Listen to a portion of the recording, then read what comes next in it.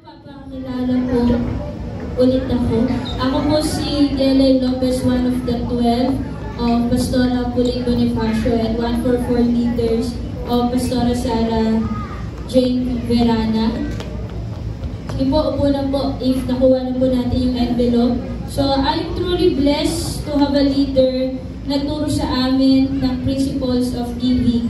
Even as a student, I faithfully gave my tithes and offerings. Hanggang sa magkaroon ako ng trabaho, I continue to be faithful in this area. Nagiging part din ako in seeding and blessing others. I know nakita ni Lord lahat yon because He is faithful. Kaya noon pa man, di ako natatakot about my future. Ito na nga in Jeremiah 29:11, became real to me, for I know the plans I have for you, declares the Lord, plans to prosper you and not to harm you, plans to give you hope and a future. Sabi ni Lord, alam niya. Kaya sinurprise po talaga ako ni Lord, sobrang unexpected. Through the lives of Ate Kat and Pastora Sarah Jane Verana, the Lord showed me that He wanted me to level up. This level up required sacrifices and letting go. One of those sacrifices ay ang iwanan na ang 5 years na trabaho na talagang mahal ko. Alam yan ng mga tao. Kumbaga, sabi ni Lord, okay na anak, tapos ka na dyan. Akala ko kasi noon I was already blessed, but God had more for me. He wanted me to be part of the home office at makapunta sa Butuan, which was an incredible privilege. In Butuan, the Lord exposed me to many things. He worked on my mindset, my heart, and even the abilities of my hands. I realized na matagal ko palang nilimit si Lord sa kaya niyang gawin. Akala ko dati, i-bless niya ako sa pamamagitan ng pagbibigay galing sa iba. But God showed me otherwise. In Deuteronomy 8:18, became alive to me. But remember the Lord your God, for He is who gives you the ability to produce wealth. Dahil sa word ni Lord, nangarap po ulit ako. Kaya niya akong pagpalain na hindi umaasa sa bigay ng iba. God reminds me that He has given me the ability to produce wealth. With this word, I made a covenant with the Lord na lahat ng gagawin ng aking kamay ay magbibigay lang ng kapurihan sa Kanya. Sa Kanya lang. Before every training session, I prayed and dedicated my work, especially in graphic design. Pero grabe si Lord. Grabe siya. God moved immediately. One of the book cover designs was recognized as one of the best, and all glory belongs to Him. Ito na nga po, at pauwi kami, hindi ko na alam kung anong next, kasi literal po na I give it all, kami sa Butuan. As in, talagang, Lord, we give it all. 2 weeks leave without pay, so ibig sabihin po, hindi ko makukuha yung full salary ko. Pero despite of hindi ko na-receive yung full salary, I was still able to see to the lives of my disciples sa mentoring with the BAM. Nananatiling payapa at may kagalakan po ang puso ko kasi alam ko, ngayon lang to.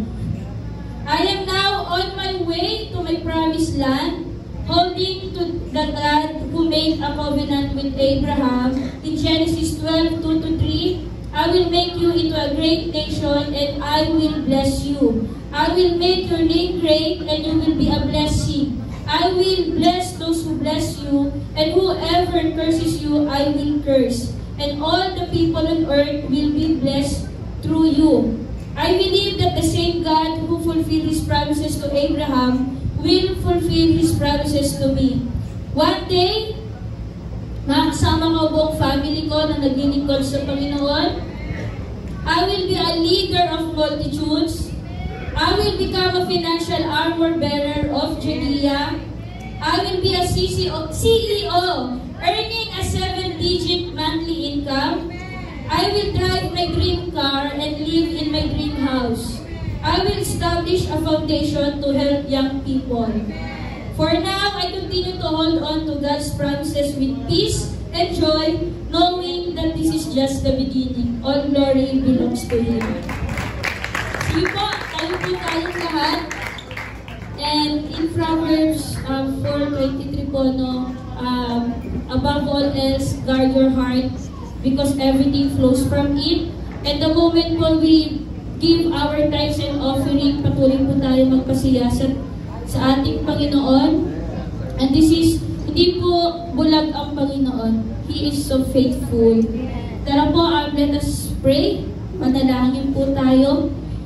Lord, minsan pa we acknowledge, Lord God, your Lordship, Lord, sa aming mga buhay, Panginoon. At this time, patuloy po kaming nagpapakumbaba sa iyong harapan, Panginoon. Siyasatin niyo po ang aming mga puso, Lord God, especially sa pagbibigay, Panginoon. Ibigay po namin ito ng tapat, Lord, hindi dahil out of obligation, pero Lord, makita po na niyo po ang aming mga puso na merong pusong nagpapasalamat, Panginoon. And we acknowledge, Panginoon, na ikaw po ang may-ari ng lahat, na kami lamang, Panginoon, ay pinagkatiwalaan mo.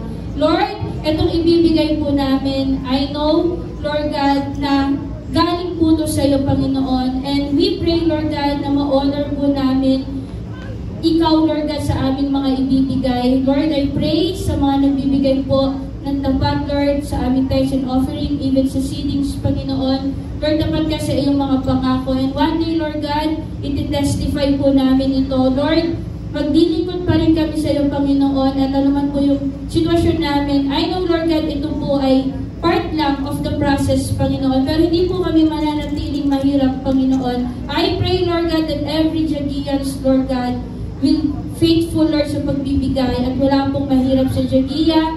Hallelujah, Lord, patuloy po kaming bigyan ng vision, Panginoon, pangarap, Lord God, para sa aming simbahan. At Lord, continue to speak, Lord God, sa mga taong hanggang ngayon, Panginoon, ay may issue sa pagbibigay.